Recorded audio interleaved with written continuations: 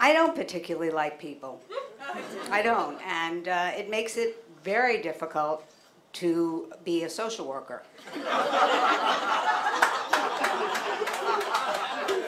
Which is the reason I don't like people. So it's circular. Worst profession to me, nightmare profession. First of all, I'm working with the mentally ill. I hate the mentally ill. I particularly hate schizophrenics. I do. I do. They come into the office with those voices. Those voices. I have my own voices. I have generations of Jews in my head pulling down my self-esteem. I don't need your voices. And their voices, they're always from appliances. The refrigerator is talking to them. The stove is talking to them. Here's my advice. Stay out of the kitchen. God in heaven.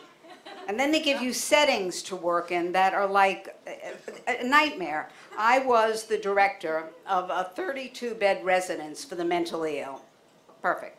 So my phone is ringing, middle of the night. I get a hysterical person on the other end. They tell me, I can't fall asleep. I'm having a panic attack. I told them, you're not supposed to fall asleep. You're the overnight staff.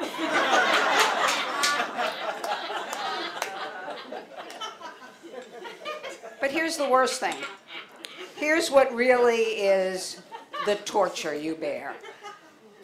The supervisors. Now, I don't know, my supervisor who I have now may be in the audience, and she's actually a nice woman. I would say it if she wasn't here, but whatever.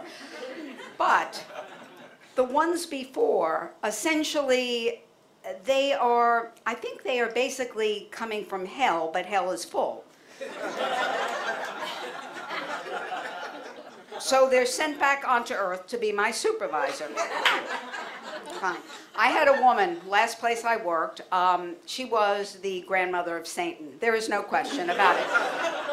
First of all, she wore these very big, full skirts, which weren't to hide her big ass, which she had. It was essentially to hide the tail. I know it.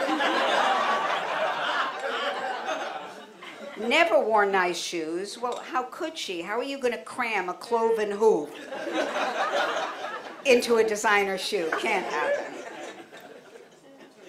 And when I would have supervision with her, I would get nauseous from the smell of sulfur. I mean, it was torture. So